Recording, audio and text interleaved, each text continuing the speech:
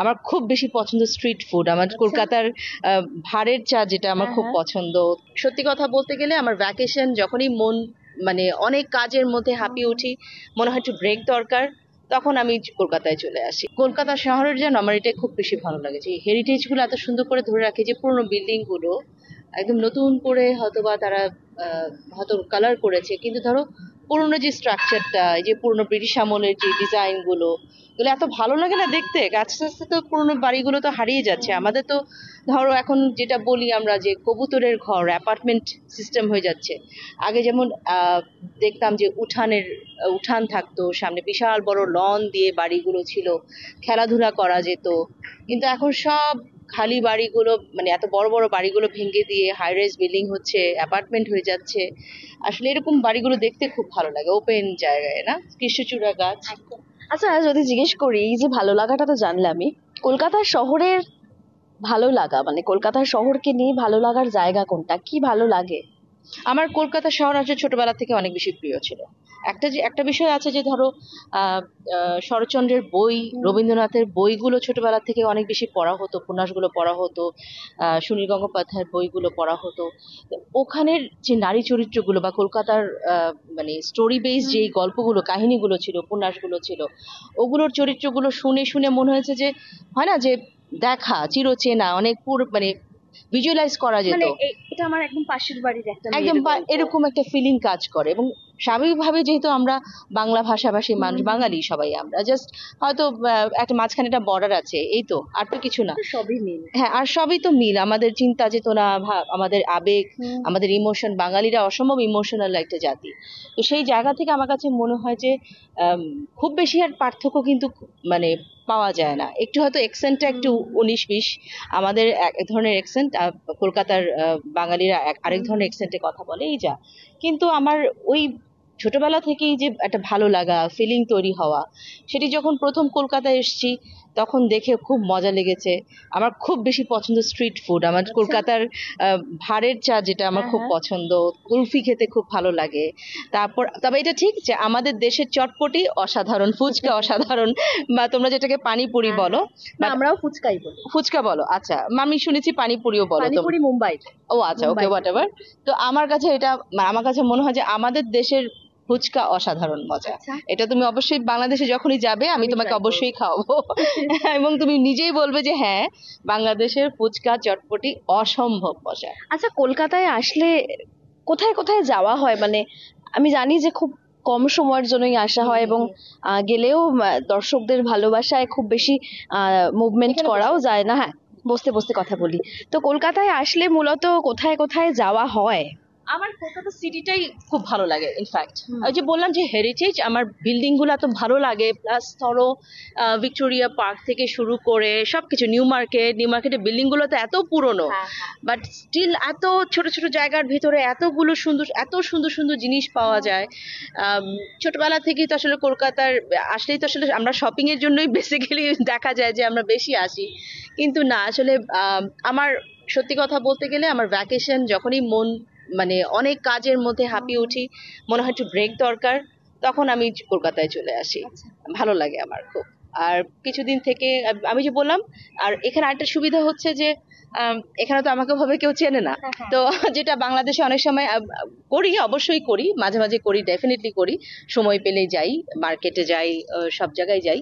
কিন্তু এখানে যেমন ধরো কেউ তো আমাকে চেনে না, সো আমি ফুটপাতে বসে অনেক মজা মজা করে চা খাই, কুলফি খাই, আমার খুব ভালো লাগে, মজা লাগে আমার। মানুষেরই বাংলাদেশে গিয়ে, খুব যদি ভুল না হয়, বাংলাদেশে গিয়ে বোধহয় আপনার সঙ্গে পরিচয়, এবং তারপর যখন উনি ছবির কথা ভাবলেন, তারপর ছবিতে অফার দেওয়া, এর মাঝে কোনো পরিচালকের সঙ্গে কথা হয়েছিল মানুষেরই আগে? না, এর আগে যেটা হয়েছিল যে ওভাবে ফ্রুটফুল কোনো কথা এগোয়নি। হ্যাঁ, অফার এসেছে, বাট সেরকম ভাবে যে খুব এগিয়েছে কথাটা তা না। হয়তো স্ক্রিপ্ট বলেছি, স্ক্রিপ্টটা পছন্দ হয়নি, বাট ওখানেই শেষ হয়ে গেছে। বাট মানুষীদের বিষয়টা যেটা ছিল, ঢাকাতে আমাদের নারী দিবস উপলক্ষে কয়েকজন নারীদেরকে পুরস্কৃত করা হয়েছিল, একটি অ্যাওয়ার্ড অনুষ্ঠান ছিল, সেখানে মানুষীদের সাথে পরিচয়। তো সেখানে আমি মানুষীদি দুজনেই অ্যাওয়ার্ড পেয়েছিলাম সে বছর। তো তারপর কথাবার্তা যেটা হয়, মানুষীদি এত নাইস একজন পার্সন, এত মিষ্টি করে কথা বলেন, তো তখনই উনি ফোন নাম্বার নিয়েছিলেন। তার বেশ কিছুদিন পরে উনি ফোন দিয়েছেন আমাকে, বললেন যে আমি ছবি করছি, তো আমি একটা চরিত্র, তোমার এটা এপার বাংলারই একটি মেয়ে যার বিয়ে হয়ে এখানে কলকাতায় সেটেল। সো সেরকম একটি চরিত্র, খুব ইন্টারেস্টিং একটা চরিত্র। এটা গল্পটা অনেকটা বেলা শেষের টাইপ, পারিবারিক একটি গল্প, এবং দুটি আহ, কি বলবো, বাঙালি কালচার এবং আরেকটি হচ্ছে পাঞ্জাবি কালচার, দুই কালচারের পরিবারের গল্পে নিয়ে আমার ছবিটি। তো আমি বলেছি যে ওকে। তো বলছে তোকে আমি স্ক্রিপ্টটা পাঠাই, তুই দেখ কেমন লাগে। স্ক্রিপ্টটা পাঠানোর পর ভালো লেগেছে আমার কাছে, গল্পটা আমার কাছে ইন্টারেস্টিং মনে হয়েছে। যে বেলা শেষে তো আমরা অবশ্যই দেখেছি, এবং ডেফিনেটলি যেমন তোমাদের এখানে আমি দেখেছি যে আমাদের বাংলাদেশের নাটক অনেক দর্শক আছেন, প্রচুর দর্শক, এবং অনেক পছন্দ করেন, অ্যাপ্রিসিয়েট করেন। আমরা যখন ইউটিউবে নিচের কমেন্টস গুলো দেখি যে এত অ্যাপ্রিসিয়েশন আসে কলকাতা থেকে, ভালো লাগে, এটা অনেক ভালো লাগার বিষয়। তেমনি আমাদের যেমন ফিল্ম দেখা হয় অনেক, তো সেই জায়গা থেকে ডেফিনেটলি বেলা শেষে বা এই ধরনের গল্পগুলো তো কার না ভালো লাগবে। তো আমি অবশ্যই বলেছিলাম যে হ্যাঁ, কাজটি করব আমি। তো 4 বছর আগে কাজটি করা, তারপর এতটা ব্রেক, কোভিড হলো, মাঝপথে ছবিটি বন্ধ হয়ে গেল, মানে এটি যে আসলে রিলিজ হবে এই আশাটাই ছেড়ে দিয়েছিলাম আমরা যখন ছেড়ে দিয়েছি তখনই আসলে হালটা ধরেছে আমাদের যে প্রডিউসার শুভঙ্কর মিত্রা এবং আহ, সুভাষ বেরা, তারা দুজনই এগিয়ে এলেন। এবং মানুষেরই এতটা যুদ্ধ করে, এটা আমি বলবো যে এটা আসলে খুব আহ মানুষের যদি খুব বেশি ইচ্ছা শক্তি স্ট্রং না হয়, এটা সম্ভব হয় না। যে একটি ছবি হাফ পথে বন্ধ হয়ে গেছে, তাও এত বছর পর আবার নতুন করে শুরু করাটা, এটার জন্য অনেক সাহসের প্রয়োজন হয়, যেটি মানুষেরই দেখিয়েছেন। এবং আমি বলবো যে ইটস ওয়ার্থ ইট। মানে এখন ফিল্মস হলে হাউসফুল যাচ্ছে, দেখতেই ভালো লাগছে। প্রথম ছবি এপার বাংলা, এবং সেই ছবি হাউসফুল, এবং শাশ্বত চট্টোপাধ্যায়, আমি সেদিনকে দেখছিলাম যে দারুণ একটা সম্পর্ক তৈরি হয়েছে, এবং আপনার থেকেই শোনা যে পছন্দের খাবার এনে খাওয়ানো শুটিং এর সময়। তো এই ছবি থেকে কি কি প্রাপ্তি যদি জানি? প্রথম প্রাপ্তি তো অবশ্যই বলবো যে কলকাতার আমার প্রথম ছবি রিলিজ হওয়া। অনেক দেরি তো হলেও হয়েছে সেটি, বেটার লেট দ্যান নেভার। কারণ আমার বাংলাদেশের অনেক দর্শকদের কাছ থেকে আমি সবসময় শুনতাম, আমার ভক্ত যারা আছেন তারা সবসময় আমাকে ইনবক্সে বা মেসেঞ্জারে হোয়াট এভার আমাকে বলতেন যে তারা দেখতে চান আমি যেন কলকাতায় ছবি করি। আসলে আমি মনে করি যে সবকিছুই সৃষ্টিকর্তার লেখা থাকে। আমি মনে করি যেটা আমরা একটা জিনিস প্ল্যান করি, বাট সেটা হয়তো হয় না, কিন্তু তিনি ভালো জানেন যে কোনটি আমার জন্য বেটার। তো উনি যেটা, he is the best planner, তো উনি জানেন কোনটা আমার জন্য বেস্ট। সো আমি মনে করি যে যেটা হয়েছে ভালোই হয়েছে। এবং প্রথম ছবিটি হিট করে গেছে, আমি বলতেই পারি যে হিট করে গেছে, কারণ যেহেতু চতুর্থ উইকে আমরা পা দিয়েছি, এবং আমি আজ শুনলাম যে আমাদের হল আরো বেড়েছে, আরো 10টি হল বেড়েছে।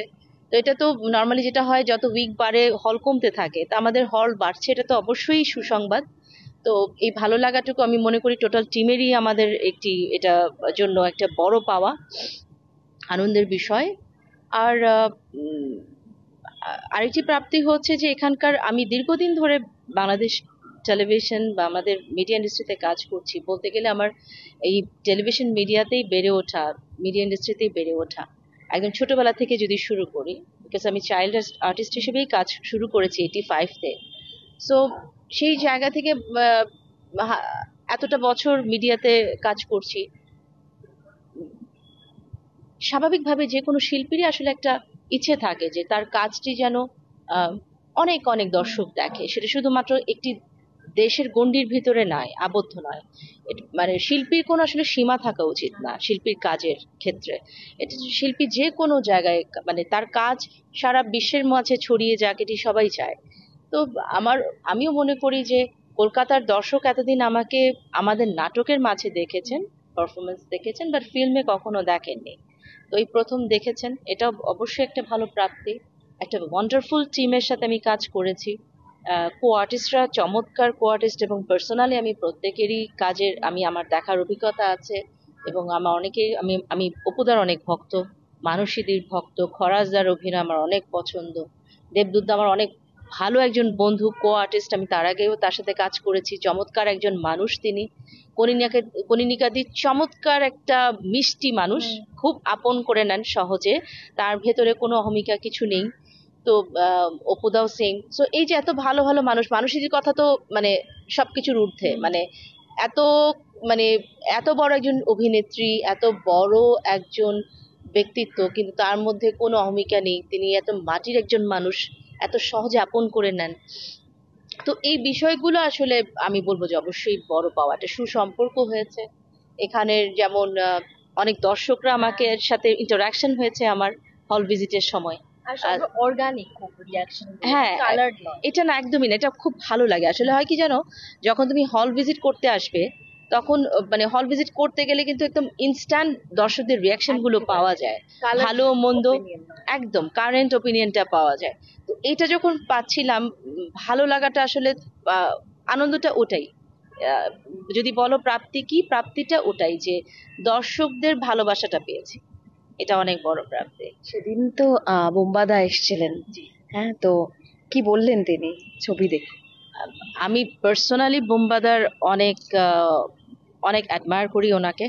আহ, উনি আসলে আমাদের শুধু এপার বাংলার কথা বলবো না, বাংলাদেশের সব শিল্পীদের জন্য আমি মনে করি যে উনি আসলে অনেক মানে ইন্সপায়ার করেন আমাদেরকে। কারণ উনি যেভাবে নিজেকে ধরে রেখেছেন, একজন শিল্পী এত বছর ধরে তিনি কাজ করছেন মিডিয়া ইন্ডাস্ট্রিতে, is a legend. But still now উনি যেভাবে নিজেকে ধরে রেখেছেন, যেভাবে চমৎকার কিছু গল্পে, সিনেমায় তিনি অভিনয় করছেন, এবং উনি এত সাপোর্টিভ একজন মানুষ। আমি যতটুকু শুনেছি মানুষদের কাছ থেকে, সেদিন নিজ চোখে দেখেছি যে তিনি এতটা সাপোর্ট করেছেন আমাদের ছবিটাকে। নিজে এসেছেন, ছবিটি দেখেছেন, পুরো ছবিটি দেখে প্রত্যেকটি মানুষকে ইন্ডিভিজুয়ালি সবাইকে তিনি প্রেজ করেছেন, অ্যাপ্রিসিয়েট করেছেন কাজের জন্য, ইনক্লুডিং মি। এটা অবশ্যই বড় পাওয়া যে তার মতো একজন শিল্পী, এত বড় গুণী শিল্পী, এত বড় একজন বড় পার্সোনালিটি এসে আমাদের ছবিটি দেখেছেন এবং আমাদের পার্সোনালি প্রেজ করেছেন। এবং সেই প্রেজটি শুধুমাত্র বলার জন্য নয়, যে সেটি বোঝা গেছে ওনার এক্সপ্রেশন দেখে। তো এটা অনেক বড় পাওয়া অবশ্যই। শুধু বোম্বাদাই নয়, আরো অনেক স্বনামধন্য শিল্পীরা সেদিন ছিলেন। শঙ্কর দার সাথেও সেদিন আমার প্রথম দেখা হয়েছে, আর অনেকে ছিলেন। সো মানে ইন টোটালিটিতে যদি বলতে চাই, আসলে দর্শকদের সাথে একসাথে বসে ছবি দেখা, প্লাস ফিল্ম ইন্ডাস্ট্রির সব শিল্পীদের সাথে, গুণী শিল্পীদের সাথে বসে ছবি দেখাটাও একটা অনেক আনন্দের বিষয়। এটা ডিফারেন্ট টাইপের এক্সপিরিয়েন্স হওয়া। আচ্ছা, যদি জিজ্ঞেস করি যে কম কাজ কেন করা হয়, মানে গল্প পছন্দ না হওয়া নাকি নিজেকে একটু সময় দেওয়া? গল্প পছন্দ না হওয়া। কারণ আমি মনে করি যে অনেক তো কাজ করেছি, টিভিতে অনেক কাজ করেছি, একটা সময় গিয়ে আসলে আমার কাছে রিপিটেশনটা ভালো লাগে না। মানে একই চরিত্রে অভিনয় করছি করছি, একটা সময় তো দর্শক আসলে বোর হয়ে যাবে, আমি নিজেই বোর হয়ে যাব। আমি যদি বোর হয়ে যাই, আমি যদি চরিত্রটার প্রতি সেই 100% ডেডিকেশনটা না দেখাতে পারি, বা আমি যদি অনেস্ট না থাকতে পারি, তাহলে সেই কাজটি আমার মনে হয় স্ক্রিনে করা উচিত না। তার চেয়ে বরং বসে থেকে একটু ওয়েট করে ভালো চরিত্রের জন্য, ভালো একটি স্ক্রিপ্ট, গল্প, যেটিতে আমাকে এর আগে কখনো স্ক্রিনে দর্শক দেখেননি, কিংবা এরকম চরিত্র এর আগে আমি করিনি, সেরকম চরিত্রের জন্য ওয়েট করা ভালো। অবভিয়াসলি আমি সেটা কোনো আমি ব্যারিয়ার দিচ্ছি না যে লাইক শুধুমাত্র টিভি স্ক্রিন বা সিনেমা, সিনেমার জন্য, কিংবা OTT platform, you just name it, যে কোনো মাধ্যম হতে পারে। বাট চরিত্রটাই আমাকে আসলে অ্যাট্রাক্ট করতে হবে, তাহলে আমি কাজটি করব। ভালো লাগে জাস্ট মানে স্ক্রিনে থাকতে হবে বলে কাজ করা, এটি আমার মনে হয় না যে, আর এটা দর্শকও চাবে না নিশ্চয়ই। বেশ কয়েকদিন আগে মানবাধিকার নিয়ে আপনি কথা বলেছিলেন। এই মুহূর্তে বাংলাদেশে শিল্পী সমিতি নিয়ে একটা টালমাটাল অবস্থা চলছে, আপনি কি বলবেন এই বিষয়ে? উম, আসলে এন্ড অফ দ্য ডে আমাদের ইন্ডাস্ট্রিটা আসলে খুব ছোট একটা ইন্ডাস্ট্রি যদি বলি। আর ইন্ডাস্ট্রিতে শিল্পী আছে হাতে গোনা কয়েকজন, আমরা কয়েকজন হাতে গোনা শিল্পী কাজ করছি। আহ, ছোট্ট একটা ইন্ডাস্ট্রি, কিছু সংখ্যক শিল্পীরা কাজ করছেন। আমি মনে করি মানে সব ধরনের আহ, প্রতিকূলতা পেরিয়ে সবার একসাথে কাজ করা, সেটা ইন্ডাস্ট্রির স্বার্থে। কারণ এন্ড অফ দ্য ডে আমরা তো কাজটা করছি দর্শকের জন্য। ইন্ডাস্ট্রিটাকে টিকিয়ে রাখার জন্য যা প্রয়োজন সেটি করা উচিত।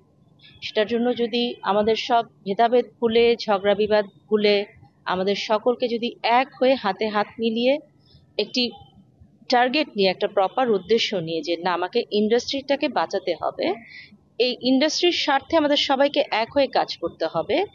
ডাজন্ট ম্যাটার আমি কে, ডাজন্ট ম্যাটার আমি কোন পদ পদবি বিলং করছি, এটা ইম্পর্টেন্ট না। আমি যদি ট্রুলি ইন্ডাস্ট্রিকে ভালোবাসি এবং সত্যিকার অর্থে যদি ইন্ডাস্ট্রির জন্য কিছু কাজ করতে চাই, তাহলে সেখানে আমার মনে হয় না কোনো ভেদাভেদ থাকার কথা আছে। সেটা ভুলে আমার মনে হয় জাস্ট একটি সৎ উদ্দেশ্য নিয়ে, যেটা আমার আমার টার্গেট, আমার ইন্ডাস্ট্রিটাকে টিকিয়ে রাখা, এটার জন্য যা প্রয়োজন প্রপারলি এবং এই ইন্ডাস্ট্রিকে এগিয়ে নিয়ে যাওয়ার জন্য যা যা করণীয় তা করতে হবে। সেটার জন্য যদি আমার শত্রুর সাথে আমার হাত মিলাতে হয়, আমি হাত মেলাবো। That should be my motive. It's not that যে আমি শুধু আমার নিজের পার্সোনাল বেনিফিটেড আমি কতটুকু হচ্ছি, আমি পার্সোনালি কতটুকু বেনিফিটেড হচ্ছি, সেইটা আমার মুখ্য বিষয় হওয়া উচিত নয়। কারণ এটা তাহলে ব্যক্তি স্বার্থের জন্য, ইন্ডাস্ট্রির জন্য কাজ করা হবে। আমি যদি টোটাল ইন্ডাস্ট্রির কথা চিন্তা করি, তাহলে সেখানে ব্যক্তি স্বার্থ উজ্জ্বল থাকবে। এখানে টোটাল ইন্ডাস্ট্রিটা খুব ইম্পর্টেন্ট আমার কাছে। ফার্স্ট প্রায়োরিটি আমার ইন্ডাস্ট্রি। মানে ওই একতাটা খুব দরকার। একদম মাস্ট, খুবই। এটা একতাই বল, এটার কোনো আসলে বিকল্প নেই। ইউনিটিটা খুব ইম্পর্টেন্ট, সেটা যে যে ক্ষেত্রেই হোক, যে ক্ষেত্রেই হোক। আচ্ছা, এখানকার এখানকার কাজ আমি শুনছিলাম যে আপনি খুব দেখেন, অনেকের খুব ফ্যান আপনি। কার কাজ খুব পছন্দ বা কার সাথে অভিনয় করার ইচ্ছে? অপুদা তো আমার অসম্ভব পছন্দ। বোম্বাদা তো আছেনই, উনি তো অবশ্যই ভালো লাগে। আহ অনেকেই আছেন আসলে, ভাবে নাম আলাদা করে মেনশন করে তো ভাবে বলা ডিফিকাল্ট। সবাই ভালো অভিনয় করেন, তবে কম বেশি ভাবে চিন্তা করতে গেলে তো ডেফিনেটলি ধরেন যে আহ, উম, যা মানে লেজেন্ড যারা আছেন, দীর্ঘদিন ধরে কাজ করছেন এবং মিডিয়া ইন্ডাস্ট্রিকে দিয়ে গেছেন, তাদের সাথে কাজ করার অভিজ্ঞতাটাই আমি মনে করি যে এটা আসলে শেখা। তাদের সাথে কাজ করতে পারাটাও কিন্তু আসলে আমার একটা এক্সপিরিয়েন্স, এবং তাদের কাছ থেকে অনেক কিছু শেখা যায়। তো সেভাবে অবশ্যই চাইবো অপুদার সাথে কাজ করতে, বোম্বাদার সাথে কাজ করতে। অনিরুদ্ধ আছেন, আরো অনেকেই আছেন এরকম যারা ভালো কাজ করছেন। ডেফিনেটলি কাজ করতে চাইবো। গান নিয়ে আবারও কবে এগোনোর ইচ্ছে? হ্যাঁ, গান নিয়ে আবারও কবে এগোনোর ইচ্ছে? না, গানটা আসলে সত্যি কথা বলি, আমি পাবলিকলি কখনো গান করব সেটার জন্য আসলে গান শিখিনি। আমি আমি গানটা শিখেছিলাম আমার মায়ের ইচ্ছেতে, একদম ছোটবেলা থেকে। আমি 14 বছর ক্লাসিক্যাল সঙ্গীত আমার ওস্তাদির কাছে আমি গান শিখেছিলাম। সেটা যে রেওয়াজটা করতাম জাস্ট গান শেখার জন্য। মানে কোনো কিছুটা আমি গান রিলিজ, মানে ক্যাসেট বা সিডি রিলিজ করব, স্টেজ শো করব, অডিয়েন্সের জন্য গান মানে করব, সেটার জন্য কিন্তু আসলে গান শেখানো। আমার অ্যালবাম আছে, অলরেডি রিলিজ হয়েছে 2012 সালে। সেটা আসলে আমার মায়ের ইচ্ছেতে, আমার মায়ের স্বপ্ন ছিল। Just two fulfil her wish, just two fulfil her dream, I did it. But আমি আসলে অতটা, আমার কাছে মনে হয় যে আমি অতটা ভালো গান পারি না, তাই অতটা কনফিডেন্ট না আমি। ইনফ্যাক্ট আমি অভিনয়টা অত ভালো পারি না, আমি শিখছি। সত্যি কথা বলি, আমি আমার 7 দিন চর্চা না করলেই মনে হয় আমি অভিনয় ভুলে গেছি। তো যে কোনো নাচ, গান, অভিনয়, যেই সেক্টরই বলো না কেন, শিল্প চর্চা আসলে চর্চার উপরে, সাধনার উপরে কিছু নেই। তুমি যদি চর্চাটা ছেড়ে দাও, ওটার একটা ব্যাঘাত ঘটবেই। তো সেই ক্ষেত্রে আমি মনে করি যে যেই কাজটিই করি না কেন আমি প্রপারলি শিখে করতে চাই। তো আসলে এখনো শেখাই হচ্ছে। শেষ করব, দর্শক যারা ওপার বাংলা থেকে দেখছেন, তারা নিশ্চয়ই অনেকেই ইনবক্সে এই ছবিটা যাতে ওখানেও একদম। দেখানো হয় সেই হ্যাঁ, আবদার অনেক, করেছেন। তো তাদের কি জানাবেন, এবং কলকাতায় আরো কোনো ছবির কাজ হচ্ছে কিনা, কথাবার্তা চলছে কিনা, কি কথাটা? আমি আমার মানে আমার বাংলাদেশের সকল দর্শকদেরকে অবশ্যই ধন্যবাদ দিতে চাই যে তারা, আমি যতটা না এক্সাইটেড, তারা আমাকে ইনবক্সের মাধ্যমে, সোশ্যাল মিডিয়াতে যেভাবে আমাকে উৎসাহিত করেছেন এবং যেভাবে বলেছেন যে তারা ছবিটি দেখতে চান, আমার প্রথম অভিনীত ছবি। অনেকে এটাও বলেছেন যে আমরা অনেকদিন ওয়েট করেছি, আপনার কবে কলকাতা ছবি মুক্তি হবে, আটলাস মুক্তি পেলো, এটা এখন দেখতে চাই বাংলাদেশে। তো এই যে আগ্রহটা দেখিয়েছেন, আমি সত্যি গ্রেটফুল আপনাদের কাছে। ধন্যবাদ দিতে চাই আমার দর্শকদের জন্য, কারণ আজকে আমি যা কিছু সব আপনাদের ভালোবাসার জন্য। আমি মনে করি কোনো শিল্পী আসলে শিল্পী হয়ে উঠতে পারে না যদি তার পাশে দর্শকদের ভালোবাসা সাপোর্ট না থাকে। তো থ্যাংক ইউ সো মাচ যে আমার দীর্ঘদিনের কেরিয়ার জীবনে সবসময় আপনারা আমার পাশে থেকেছেন, আমাকে ভালোবাসা দিয়েছেন। যার যোগ্য হয়তো আমি নই, তার থেকে অনেক বেশি ভালোবাসা পেয়েছি আপনাদের কাছ থেকে। সো আমাদের ইচ্ছে আছে, আমাদের প্রোডাকশন টিম থেকেও আসলে খুবই আগ্রহ আছে বাংলাদেশে ছবিটি রিলিজ দেওয়ার, কারণ ইভেন আমেরিকাতেও রিলিজ দেওয়ার কথা চলছে। তো দেখা যাক কি হয়, বাট আমি তো অবশ্যই চাইবো যে বাংলাদেশে রিলিজ হোক, কারণ আমি চাই না আমার বাংলাদেশের যারা দর্শক ভক্তরা আছে ছবিটি না দেখা থেকে, মানে ওরা ডিপ্রাইভড হোক, ওরা দেখুক ছবিটি, অবশ্যই চাইবো।